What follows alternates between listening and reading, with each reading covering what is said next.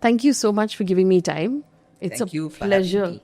for, to be able to have this time with you. If, and this is an odd question, so let's assume an alien landed on Earth and asked you, so what do you do? What are the 2-3 things of your career that you would present to someone who has no idea. No idea. Yeah. Well, there are many people like that. I don't have to wait You for have an to wait for alien. an alien. But I like introducing myself as an actress because that is what I am. And I qualify it by saying that I am a theatre actress, largely. That's Yeah. the area in which I've done most of the work that I'm proud of. I also would like to say that I'm deeply interested in education. And I'm interested in society and social change and the way in which our world is evolving Yeah. as we speak. Yeah. So, I find this really interesting, right? So, in order to be a good actor, as someone with the skill and the art and the talent, do you believe that you need to be plugged into society at all times to see how people move, how they talk, how they, is that for you a necessary ingredient? Absolutely. Where else what else do I work with? A painter has paints. These human beings are my paints and their interpersonal relationships. That is the fodder that we can use. That's the only thing that we have apart from our own bodies as actors. These are your two media, your imagination and your body, and the world around you, and your ability to observe that with sensitivity, depth, and interest. And, remember what you have seen. You do. I mean, I remember all kinds of things from my childhood, and I don't know how they impact the way I act, but I know they do. Give me an example. Well, a much more basic and a much more direct example would be Sarabhai versus Sarabhai. Yes. Maya Sarabhai. Now, I have grown up around the upper middle class Gujarati sophisticate Yes. of the 60s, 70s. That's the kind of group, my kind of society my parents were briefly connected with.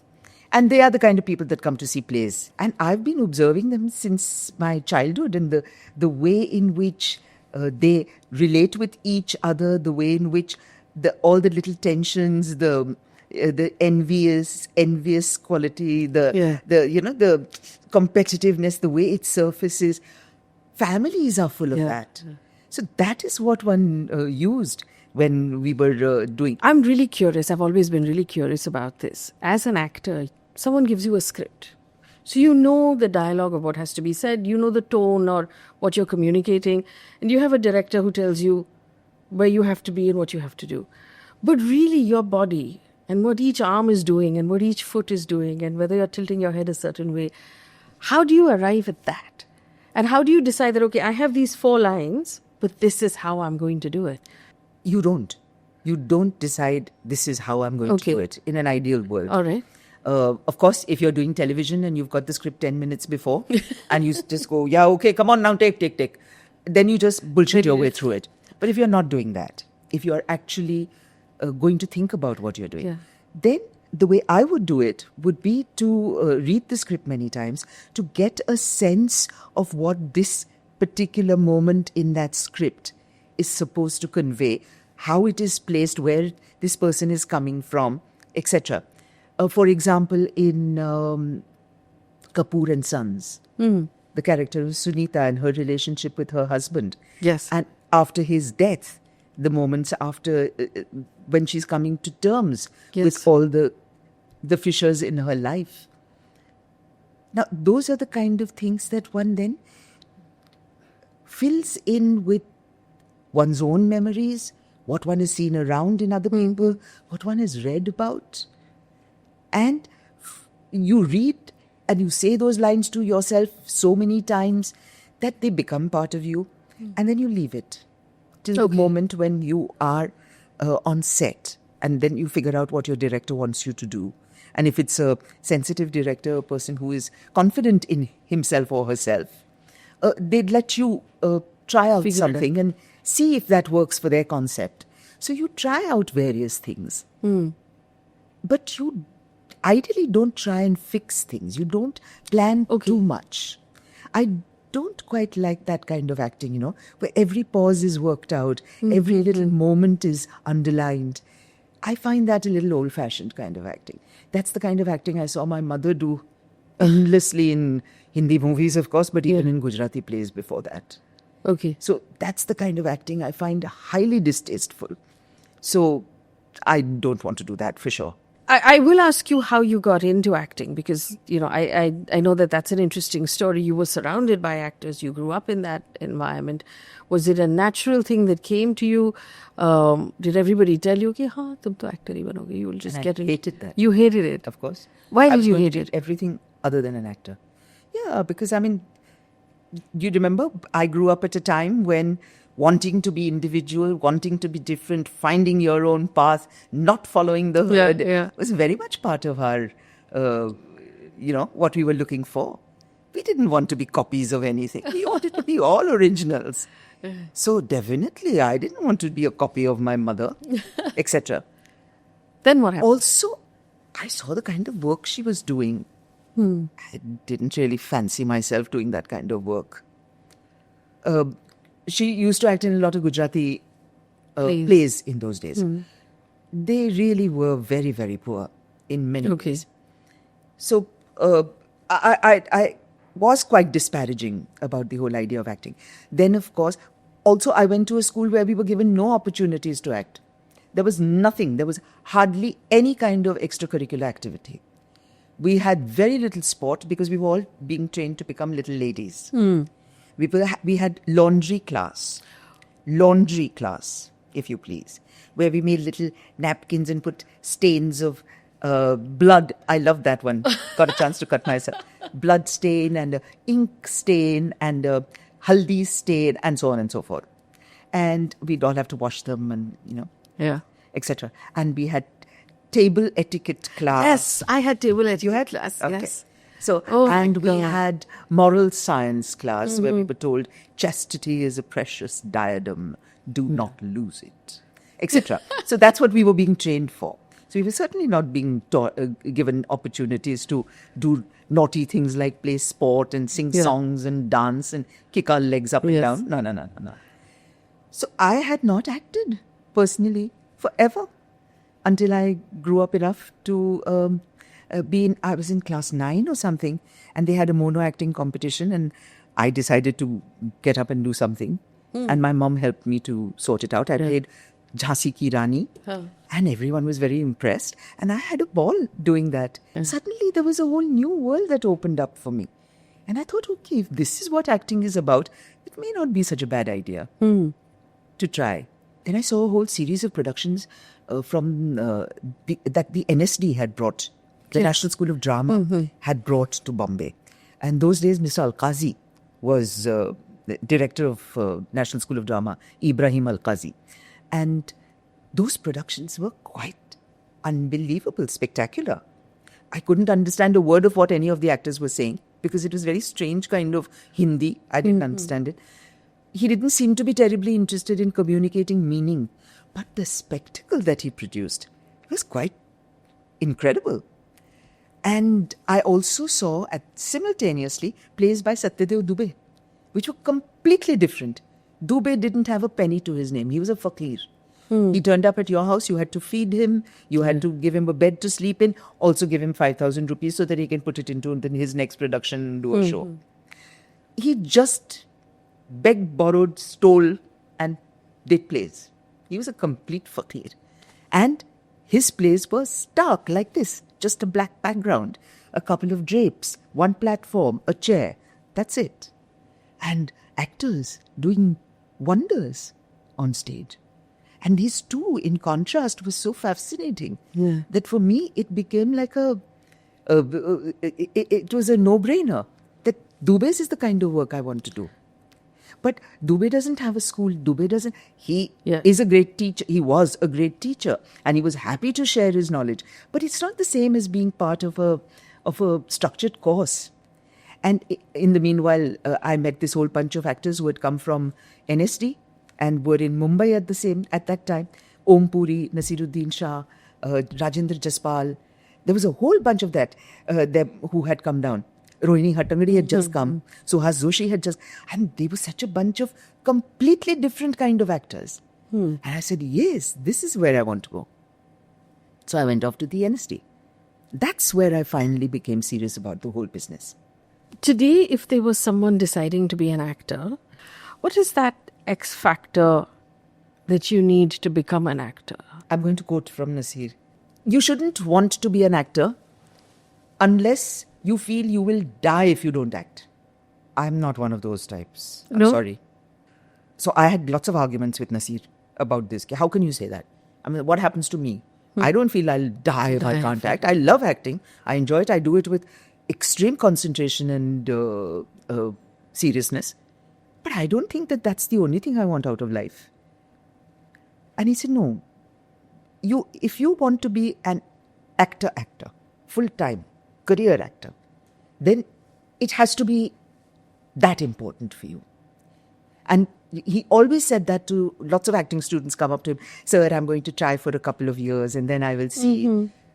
Nasir would say to them, just go now, forget about it. If you're going to have this 2-year kind of thing, you won't get anything in 2 years. I can promise you that. Are you willing to wait forever? Are you willing to put up with everything? All the rubbish, all the disappointments, all the pain. And there's a lot of pain. So unless you really feel that you're going to die if you don't act, then best not to get into this business. Of course, nobody listens to that advice. Of course, we all turn up. I've got a good-looking face, good body and all right, and I'll manage it. I'll do it. I can dance a little I bit. can dance a little. And when I do dialogues in front of my friends, how they laugh. I'm going to make it. So many kids turn up with this kind of an attitude, of not realizing what the business of acting is all about and how much it takes from you and how little it can give back to you most of the time. It gives you a lot for 2 seconds and then nothing for 2 years. Yeah. In terms of your own, feeding your own heart and soul. So that is what is the really difficult part of wanting to be an actor. The waiting. The waiting, the 100% commitment that is required. And to be a great artist of any kind, I guess you need that kind of commitment. Or a great scientist, or a great anything, I suppose. From the actual art, and you've done theatre and film and television, how are these 3 things different? My personal job in them, not very different. Not very different. In the sense that the skills required are similar-ish. There are minor technical differences that you have to deal with. For example, in a play, everything is chronological, so you have a certain way of preparing for work. Whereas in film, everything is episodic and there's no sense of continuities, there's no sense of chronology. Yeah. Everything is all mixed up, jumbled up. So you find your way to deal with all these things. The real difference is in the material that you get to work with. In television, I'm afraid the material is what it is, as we all know. I don't like knocking TV because I have learned so much and I've got so much out of television, and I had such high hopes for television when we began. Yeah. I just thought, this is it. Now this is going to be the game changer. This is going to be our way of telling our stories in a new, fresh, different way. And we were doing it. Look at that early 80s into the 90s. The kind of subjects chosen, the kind of people. Yes. All kinds of faces, stories. all kinds of ages. Suddenly, an older actor is more popular than the youngsters in a TV series. And such great representation of causes and people and ideas on Doordarshan. Yes. Yes. Such amazing writing. Absolutely. I mean, Doordarshan khud apne पैरों पे कुल्हाड़ी मारी because their programming was conducted so poorly. I mean, it was presented so poorly. If somebody with half a brain had been in charge there, things would have been different. But then, of course, the big god money stepped in with the cable TV world, and the good old Saas Bahu stepped in. 2000. Suddenly, everything changed. Everything changed. And that, And they're coming back. They're coming back. I've heard they're coming back. The idea that, okay, this one thing is working, and so now we're just going to stretch it out and copy it, and everybody's just going to do the same thing because this is what works. This is what people like to see. What's your response to that? And how much art gets sacrificed at that altar? Almost everything. Yeah, we're great copy masters. We don't even bother to write scripts. You take in fact, that is how it used to be done. Producer would send a VHS copy of the film. कि इस picture of a Hollywood film or a Tamil film or a Telugu film, इसकी हम लोग Hindi version बना रहे हैं. So that's how it used to be. They didn't even bother to sit down and write a script. They didn't have an original idea in many cases. So that's what just killed the cinema eventually. It had this great flowering for a while. Then it had, what should I call it, like a overblown phase with violence and sex and everything becoming just over the top. And then television took over for a while. The Saas Bahus took over. And now OTT has really shaken the... Do you believe OTT is a force for good for your form of art? For actors, yes. I don't know about art. I don't know how much art we are producing. But yes, for actors, it's fantastic. Look at the kind of parts we are getting. Look at the kind of characters that are being written. Look at the kind of faces. Yeah. Not everyone has to be, pretty and muscle rippled. Yeah. But I think that's beautiful, right? Because as an audience member, you feel seen. Yes. Because someone's telling your story. Yeah. Because if everything was the perfect girl and the perfect boy fall in love, have an issue and then resolve that issue, none of us would ever have our stories told. You'd never be able to identify. Quite right. And more importantly, all stories would be the same. And also what OTT has done has brought in a completely fresh wave of talent. From all kinds of parts of India. Yeah. And we are hearing stories about the India we did not even know about. At least not us sitting in big cities. This is the India everyone knows. Yeah. I didn't know because I'm a Mumbai wali. And I'm, limited by my exposure. But there is an India that is buzzing and funny and mean and beautiful and everything. And we are seeing all of it now. But are we still writing good stuff for OTT, or is that also going to the lowest common denominator argument where there's a suit saying this is what works, so after this much time there'll be a gag in the script and then this will happen, this is how episodes have to end. Are you seeing more of that? I'm told there's a lot of that. Yeah. I haven't done a lot of OTT work recently, so I don't know. Okay. But I do know that there is a lot of external influence that the writer and the creators of the work don't have carte blanche, for sure. Okay. They have to work within restrictions. I'm sorry to say, but been there, done that, seen that. That's what happened to television also. They first threw money at it in a big way. Yes. And then they realized that money doesn't make good scripts. Money doesn't make good shows. So then they started looking for people. But everything needs gestation time. You can't just write a good script. Write a good script right now. You can't do that.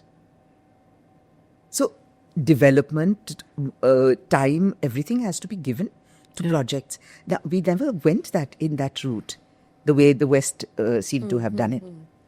But we did produce some completely energetic and off-center kind of work. Yeah. Shyam Benegal's films, for example, or the whole new, what they used to call new wave and art film and all that. But those were completely Parallel different cinema. stories. Yeah. What cinema? Parallel cinema. Parallel cinema. Yeah, all kinds of nice names. But the point is that they brought new faces in again, new stories, again talking about an India that most of us didn't know about. And telling us stories about ourselves, not about these dream creatures who Yes. wear purple shirts and green pants. You see? So that was what was really exciting. Has OTT, in your opinion, changed the business model? Because the cost to watch a film now is different. It's very expensive to go watch a film in a theatre. I mean, my team was telling me the last time we met, saying, we go watch in a theatre, you're spending upwards of 2,000 rupees on tickets and then popcorn and then parking and then something else. But it's available nearly for free at home. So the proposition has now changed. And has the industry now, are they under the pump to respond to this changing They proposition? seem to be, na? They seem to be, and they seem to be quite confused as to how to respond to this. At the moment, we are doing what we knew how to do, which is the big overblown sex and violence numbers that we have been producing for the last at least 5-7 decades. We've been managing to do that. So we are giving an extra, steroid dose of that with all the... Just make it really big. Just make it very big, Yeah. make it loud, make it violently angry, etc., etc. So, that model, but I personally feel it has a shelf life. I can't say how long it'll be because we've managed to keep it going for a very long time. Yes. So I don't know how we are going to deal with this. But I think at the moment we have an audience which is probably the most educated audience ever. There are more people who have been in school. There are many more people who have been in college Yes. today than there ever have been in our country before. Yeah. There is much more sharing between groups on social media, for example. You're being bombarded with new ideas. Yes. You're a completely different person from what you were. Yeah. Even the young man coming out of Darbhanga. It's a different Far young more man aware. coming out Yes. of Darbhanga. Yes. You see, so there is a sense of change in society, in people, and that has to reflect in the art we produce, and it does. Whether you talk about something like Panchayat or, Yes. or Lapata Ladies and all these kind of things which have worked, that have been effective communicators of new ideas, that is hopeful. But I say, how can you have the same diet all the time? I don't want the big overblown film as Yes. a standard diet for me. But I also don't want this, small kind of film that's poking around in people's homes Yeah. as my only staple diet. I Yes. love the mix. OTT, the social media, is giving me that mix of all kinds. I'm seeing something from Korea. I'm seeing something from Spain. I'm seeing something from God knows where. Everything I have access to. So I'm going to become more demanding, no? Yeah. Is there enough time going into developing an idea? No, that's my real problem at the moment. Oh. That the first time you develop an idea, you spend 2 years because you're out of work and you're desperately trying to do something, right? So you're giving it your all and you put it all out there and you make a product that works. You made a film or a show or a play that works. Now you feel, okay, now I know what to do. So then, and there's a suit standing over you saying, this worked, so let's have season 2. And let's start shooting season 2 tomorrow. But I have to write the script. No, never mind, you'll write the script as you go along. Continue to karna hai. Shuru karo na. We'll lose the slot. We've got a slot. We'll lose that slot. This is what happened to television. This is what will happen, is happening to OTT. So that time of sitting and stewing and, gestating Coming back something. to it, coming back to it, coming back to it. Yeah. Yeah. There is no shortcut. At least I feel that there is no shortcut. I had a college professor who told me the secret to good writing is rewriting. You take a piece and you write it again and you write it again and you write it again and it's never done. Someone has to pull it away from you. Yes. But Yes. you give that back to the writer and that person will rewrite it again if you give them time, right? Because art is never finished. And Yes. if there's no time to do that, and I feel like, for me as a journalist, I also see my work partially as art because It's about It's taking communication, really. Yeah, it's about communicating it to you in a certain way. But I find it interesting that we've gone down to, okay, tell us in half an hour, now tell us in 10 minutes, now tell us in 30 seconds, and tell us immediately and around the clock and all the time. And so where's the time? Don't think. Don't think. Just don't think. Just AI will do it for you. Feed it into like the algorithm, right? And so who is thinking, who is, understanding what is, I'm writing for you. So you have to receive what I'm sending out. How is this going to make you feel? Is it going to traumatize you? Even if I'm not thinking about how it will affect you, even if I'm looking at it entirely for myself, that I want to make this Yeah. work, that desire needs to be extraordinarily strong. I have to be able to just want to do that bloody well. Do it bloody well and do it, monetarily successfully, fiduciary successfully. It's a completely different thing right now, isn't it? Now you are asking for too much. Because it's like, acha, itne views hone chahiye. This is what success is now quantified as. The box office equivalent on OTT, or just the box office equivalent in the box office. Do you think it's possible to do these things together? Some of them seem to be managing it. I don't know how they are doing it, but some of them do seem to be managing it. Are they? If I were to pull out a list of the last 5 big films that were box office successes, would you say they were good films? Don't ask me that question, please. That's a very loaded question. No. Now that you have asked. But I don't think they were aiming for making good films, no? Maybe they were just aiming for making good money. And that they've done. Is the writing improving, in your opinion? I think so. Not across the board, obviously. I mean, nothing happens like that. But definitely, there definitely seems to be much more structure, much more intelligence in the way communication is conducted. There's a lot of skill that I can see in a script that comes to me now, which was not the case earlier. My goodness, filmy chakkar, those scripts that we used to get, and the amount of mehnat one had to do to make that script even sound vaguely plausible. That was not so in Sarabhai. By Sarabhai, which was 2004, we started shooting 5, it was out. Yeah. By then, scripting was in a different level altogether. And because of Atish, it was really very, very original in Sarabhai. But by and large, I'm finding that there are many more unusual ideas, even on television. Wagle Ki Duniya now, for example, and Wagle Ki Duniya the way it was earlier. Yeah. There's a difference. There's a difference.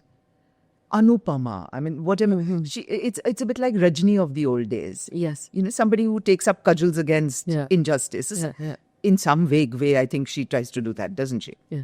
I haven't watched enough to know, but there are these little pockets.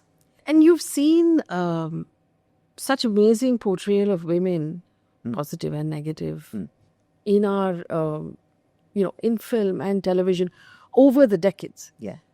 Have we gotten better? Or have we dipped and come back? And is there a... Always. It's never a trajectory that's neat. It's always many, many valleys and heights. I've been seeing a lot of it because my mother, the kind of stuff that she had to do and the kind of stuff I'm doing, there's a world of a difference. Yes. I wish Ma was alive now. I mean, she was the kind of actor that needed these kind of parts. Not what she was doing then. Yeah. It was pathetic what she was doing then in most of the things. She did get a few lovely moments, but by and large, it was embarrassing sometimes. Is there any one particular thing that you remember that just got under your skin? With my mother? Oh God, lots, not just one.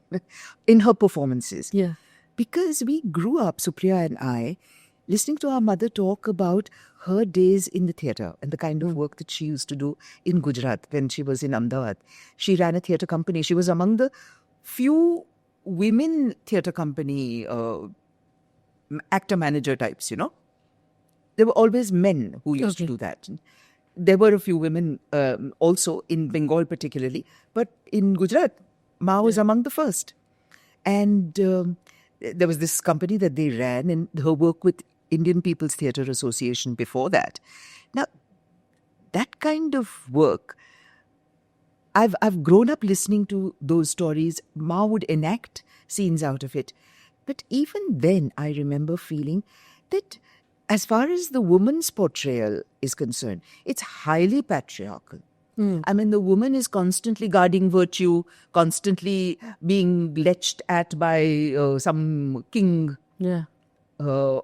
constantly being tortured by mother-in-law, treated badly by husband's family. These kind of play after play, film after film, my mother was doing just that. And yes, the woman rises above it all. But how does she rise? She becomes a sati. My mother's famous performance, Maina Gurjari, which she was extremely well known for in Gujarat. Now, eventually Maina becomes a sati. So does Jasma Odan, which is another of the famous, and so many female heroines in Gujarat. They all become satis, or they kill themselves. So the women were always victims. The what we are seeing today of women with agency, however wrong, however misguided, something like lipstick under my burqa for women with agency. Yeah. That's really quite and struggling. It's not agency that they can count on, but the desire to acquire a sense of self. Tara, that series I did ages ago, that also had it in a very crude kind of way, but it was that. So the idea has been developing and growing, but I can't say that there is a sea change. The heroines are more or less doing similar things. Yeah.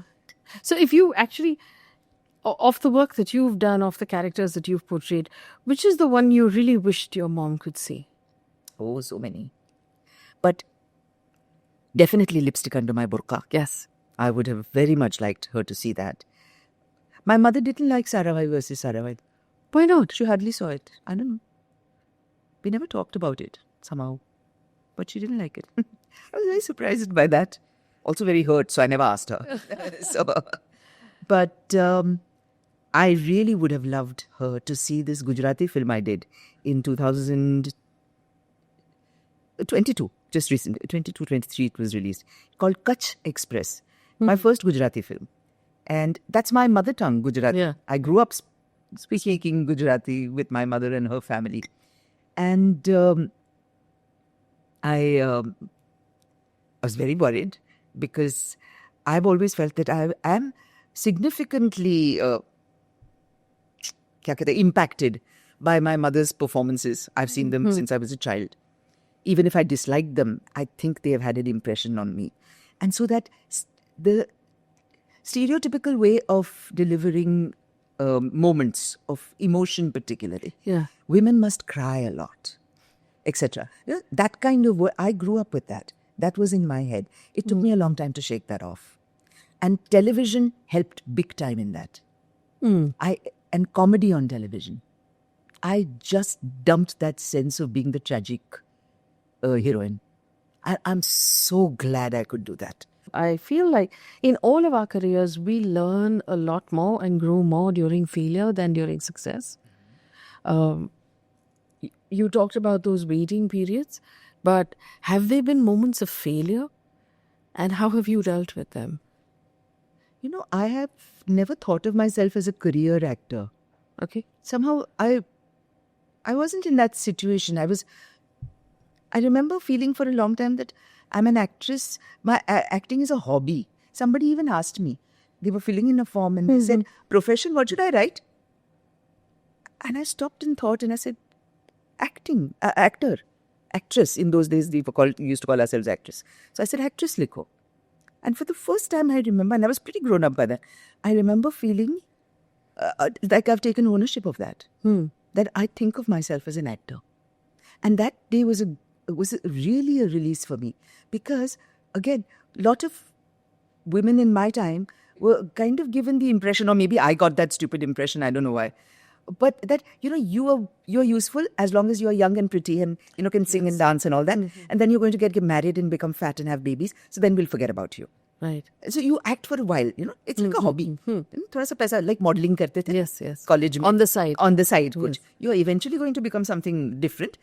Lawyer banogi. Magar abhi modeling karke thoda paisa kama lo. That kind of deal. And that, I got it into my head. I don't know why. And that day I felt, I am an actor, in which case it means that I want to act for as long as I live. In which case, what do? Then I need to know how to act. I can't count on my face and my body and my nothing. I didn't even have much of face and body and all that in those. So I never thought of myself as a career actor for a long time. But it was good in a way. Because then I was spared all the little competitiveness of career. Right. It doesn't mean that I didn't feel terribly hurt. That nobody wanted me. They all came and saw my work. They all knew me. Naseer was acting in more or less half their films. They were all in and out of my house. But nobody ever asked me. Nobody even in the theatre ever asked me. Only Satyadev Dubey gave me work. And then Naseer later in Motley. Nobody asked me.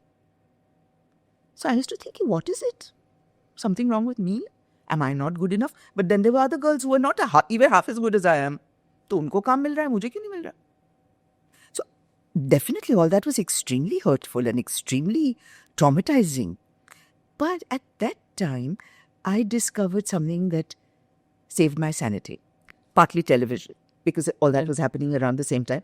And of course, everyone sneers at television. Nobody looked at television, all that. And that gave me a direction that I could follow happily. And the other thing I got involved with is an educational NGO by the name of Avehi Abacus Project. This is a NGO that produces teaching learning material. Okay. Which has been used for the last 30 years in municipal schools, all municipal, higher primary municipal schools in Mumbai for the last 30 years. So the Avehi Abacus Project has been around for that long.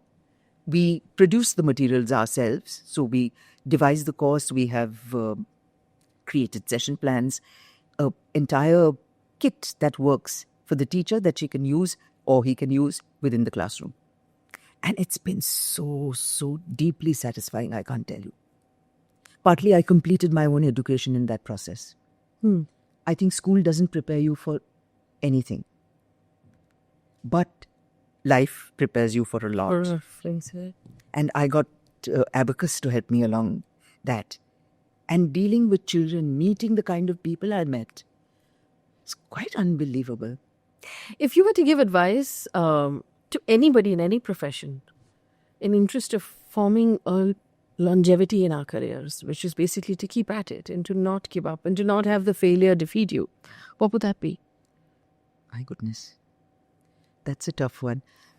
But what worked for me is, one, the realization that this is something that I really want to do.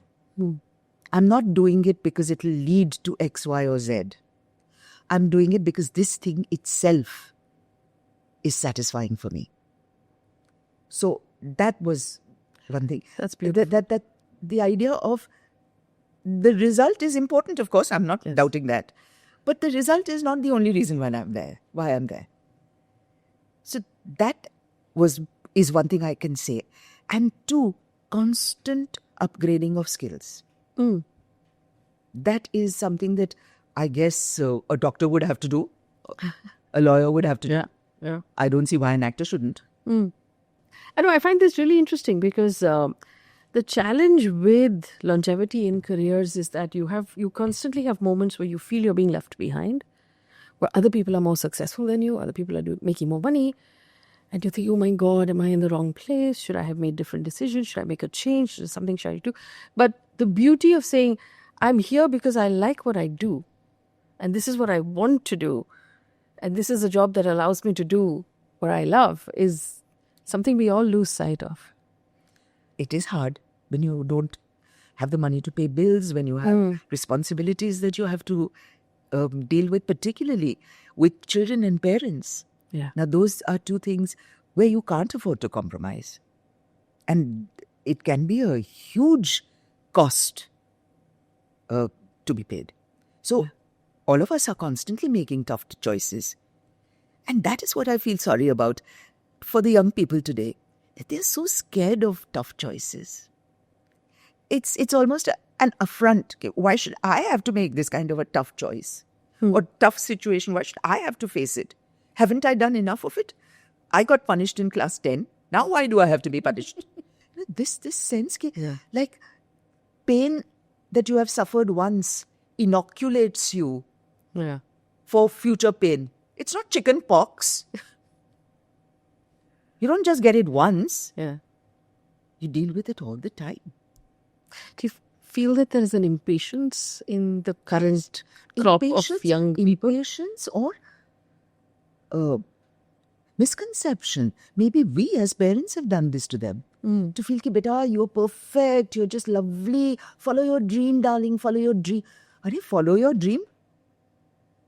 Sure, follow your dream. But you got to work for that dream. You can't sit at home and say, I've got a dream. And that is what our parents did for us because they had no choice. They kicked us out of the homes because they really couldn't afford to put up with us anymore. We are much better placed. Yeah. And when we got our first jobs, I remember when I got my first job, I couldn't afford to lose that job. Yes. And so you put up with You put up with shit. a lot of shit. Sure. Because you're like, I can't go back home. Yes. Yes. You've burnt bridges. Yeah. You've taken a decision. And even if you haven't done that, you have no option. Your parents cannot support you. You've got to do it yourself. And today, we are all, our generation, my generation, a really selfish little generation, got the best that life could have offered, really. We were the youthful generation of independent India. Yes. The first bunch of Young people. really young, confident people who felt the world is our oyster. Yeah. And what did we do with our children? Said, "Ha, beta, we will tell you, world is your oyster also now. Jao, karo." How? The world has changed. You have not prepared your kids for that change. You aren't prepared yourself for that change. And you have really, really given your kids the sense that they are entitled to a certain kind of standard. That's not possible. That's why the people who come in from outside into the industry, their experience is extremely different from the experience of kids from the city and kids from the industry. Alag hi baat hai. That's an interesting question to bring it up. You know, the idea of nepotism. You grew up in an acting family. And now there's this whole, these star kids get an easy run in. Do you see it as an easy run in, or do you see that they have longer to sort of learn their craft? Because someone coming from the outside will get knocked out immediately, right? There's no one has time for them. Yeah. What is your response to that nepotism debate? Well, I'm a product of nepotism. So main kya banu? My mother was an actress, so Yes. I suppose people presume that I got an easy way in. I did not. I definitely did not. My aunt was the director of the Avehi Abacus project. So that's how I got a toehold there. Yeah. My husband and his friends were running a theatre company. So when I came back from the NSD, I had a theatre company to join. So I've used nepotism. Pura. I'm not the right person to say things about people who have unfair advantages. And I did have many, many advantages, unfair or otherwise. But I don't think I got any kind of an easy ride because of it. I got a toehold in, yes. But the ride was not easy. It was as difficult as it could have been for anyone else, I think. Maybe a little easier because I come from a family where I didn't have to pay rent the moment I came back from NSD. I could go and live with my mother. So there were certain advantages.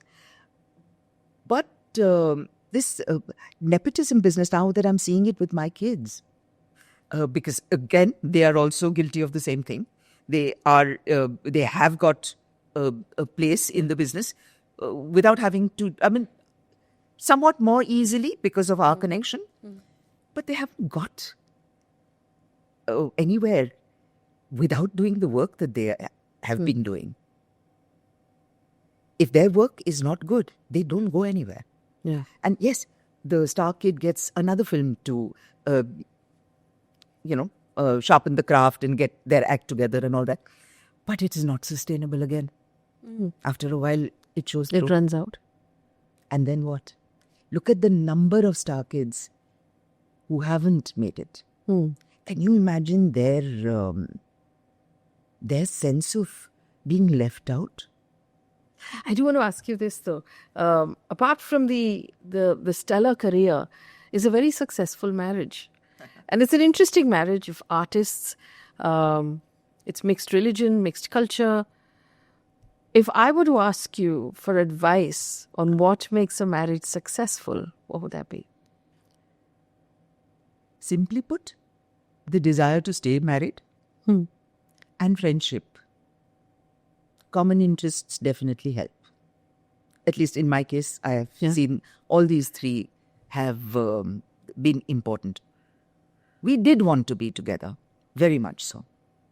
We didn't have to face too many, too much opposition or anything.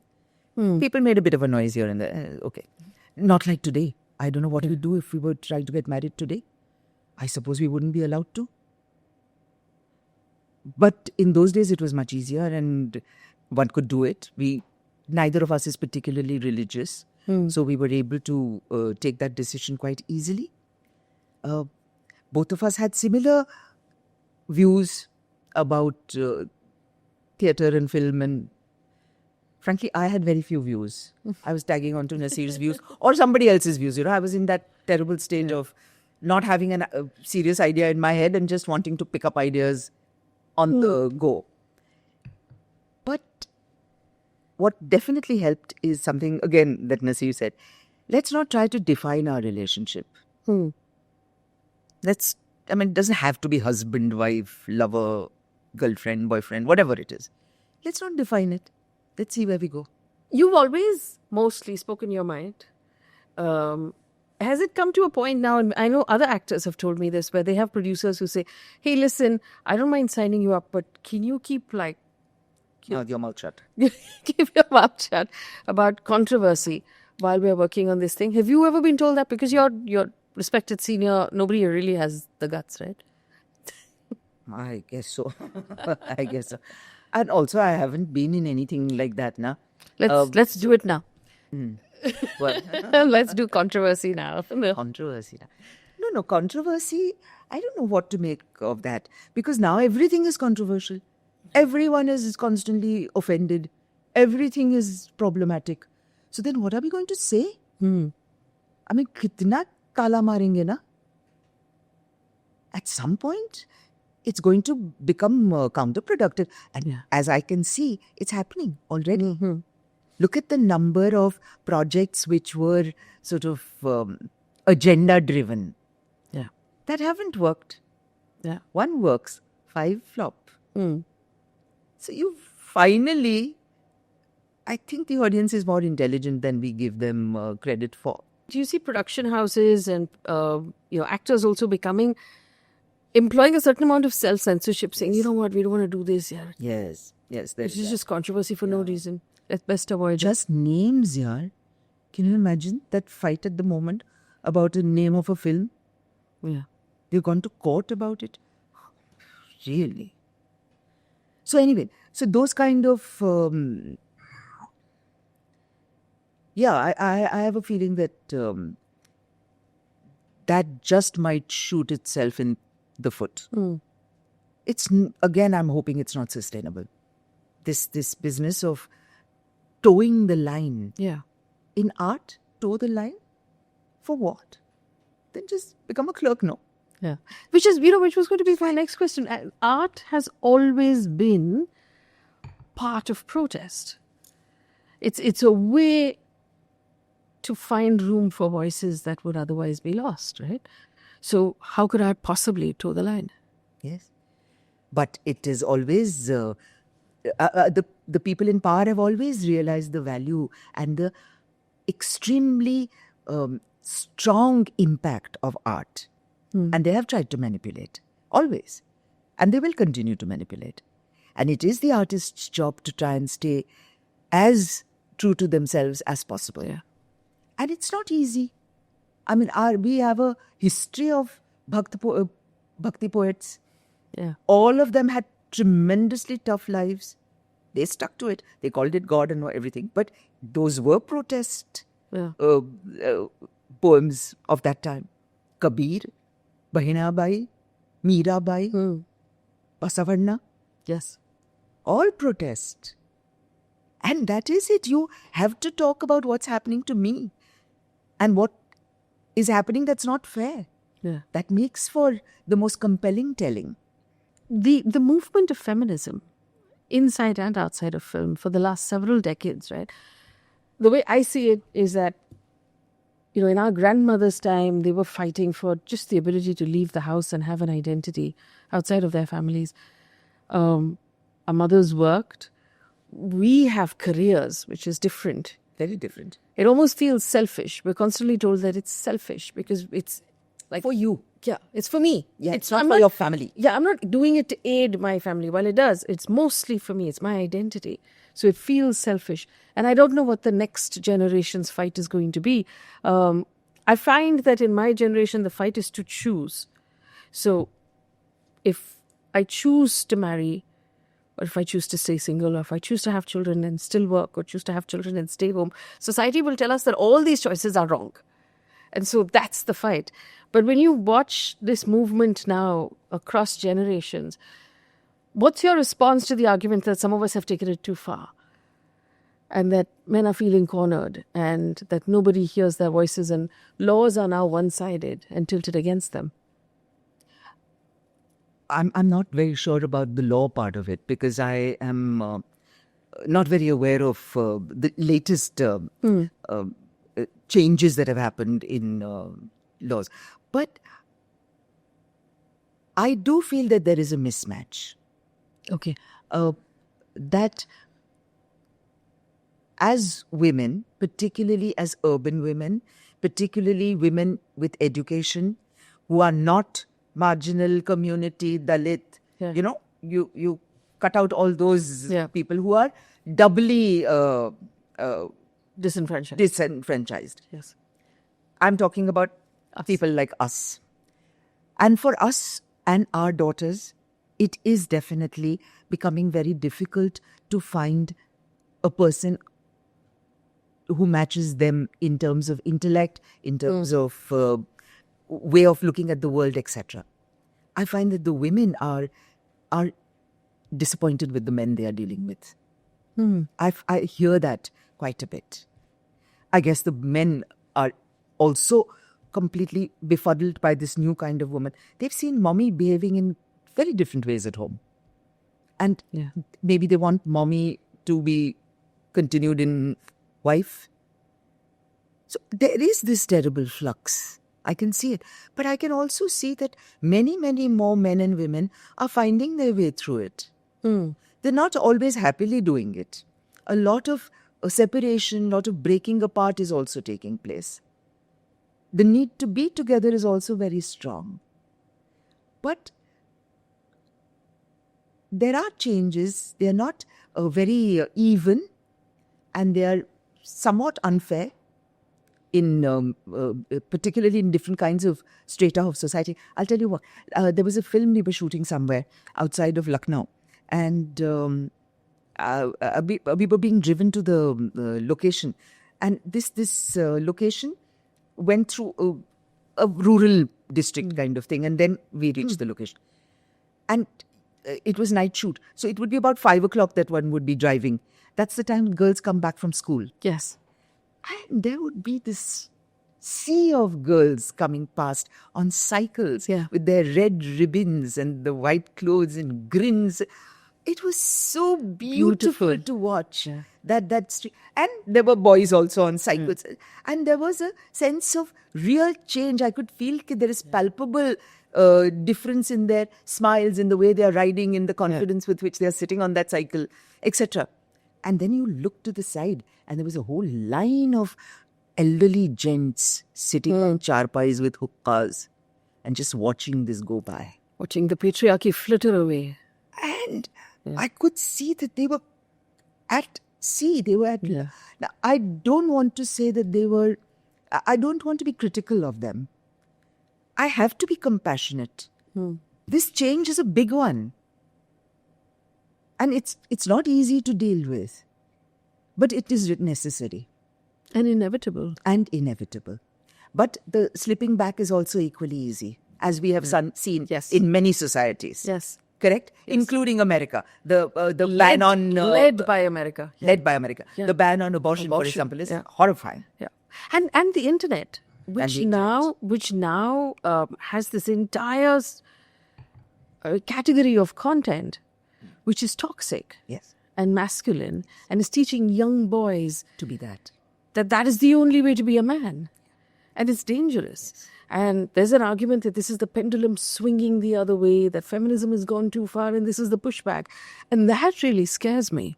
Yes, it is. It is very scary, and it'll take time, maybe a couple of generations, to sort itself out.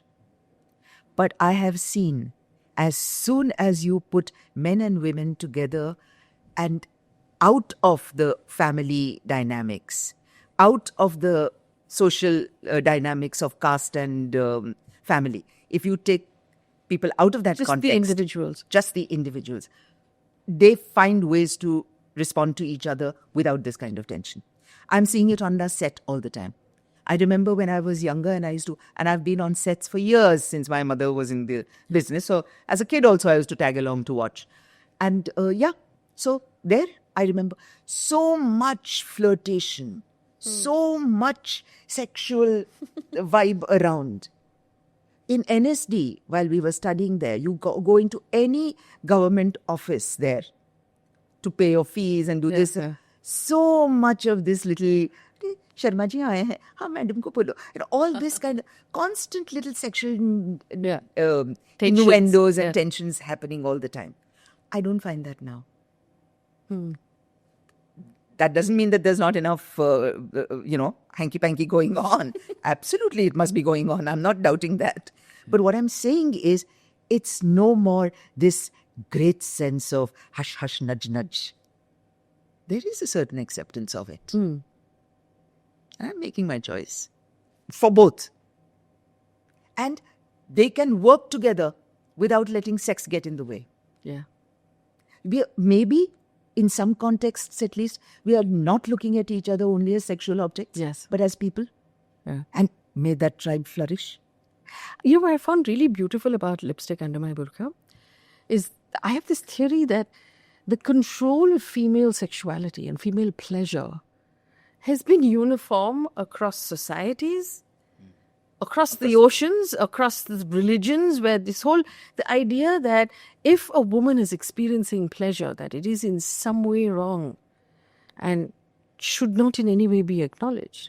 And we raise entire generations who don't understand the For concept. centuries we have done it. Yeah, that a woman can want sex, can enjoy sex, and there is absolutely nothing wrong with that. Well, the way I look at it is, our ancients were much more sensible about it. So true. I mean, look at our books, the stories that come out of the Puran or the Mahabharata, or not the Ramayana, the Mahabharata. There was a great deal of acceptance of sexual relationships of different kinds. I think maybe it was the darned Brits that made us so Victorian, Yes. because they were around that time. And that's when all that Brahmo Samaj and all that came out of it, no? Maybe that was that influence. It's beautiful because, when 377 was being challenged in Supreme Court, and the idea of legalizing same-sex relationships, any research would throw up the fact that that same law also existed in Kenya, it also exists in Singapore. It's because the British brought it. It was not ours. It was written exactly the same way in every country that the British colonized. So it was their idea. It was not our idea. And so I remember at that time people who argued saying these are Western concepts. No. The prudish ideas were Western concepts. The missionary concepts. So. Yeah. I don't think so. Because tribal societies are not like that. Yes. Even today. And of course we scoff at them. But again, I think that's part of the baggage that the Brits left behind.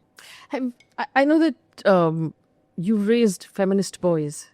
How have you raised feminist boys? By just being who we are. I don't think either Nasir or I are very aware of our relative importance. I don't think there has ever been a situation where I'm the man, so I need to be followed. I don't think it's ever been that blatant. And as it happened, people around us are also like that. Many of us. Yeah. In the arts, that's one of the benefits of being in that kind of a community. There aren't too many of the do's and don'ts. Artists, by and large, I believe, should be amoral. We have no business being moral. As artists, Right. at our jobs, as actors, I don't think I have any business being a moralistic person. But as a human being, is a different thing altogether. I do feel the need for ethics, if not morals per se. Right? So this kind of situation was all around us. People, girls, boys were all growing up together. Though my boys both went to all boys schools and came back quite messed up because of that for a while. But fortunately, they had had other exposure here in Bombay. So it didn't prevent them or didn't hold them back too much and too long. But definitely, I'm seeing that even among the young, friends of my kids, friends of kids that I see around, people who I work with on set sometimes, there is a lot of resentment and slotting into stereotypes, Abhi. It's a pity that educated people should be like that. I feel very sorry to see that, particularly young educated people. I feel that is Slotting into stereotypes, how? in the sense that men and women should behave in these particular ways. People, the expectations they have of each other, particularly once they are older. So that is a bit depressing. But I know that they'll work it out. They'll have to. Because the girls are all where they are. And they're not going back. They're not going back. Unless there is a big danda. It can happen. It has happened. We've seen it happen in Afghanistan. We've seen it happen in Iran. We have seen it happen. But even in Iran, they're fighting back. Now, yes. So that's what I'm saying. If there is oppression, there will be a fight back against it. There will be a fight back. And I find this, even what's happening in America with the ban on abortion and this, idea of traditional wives, the trad wife idea that's coming back.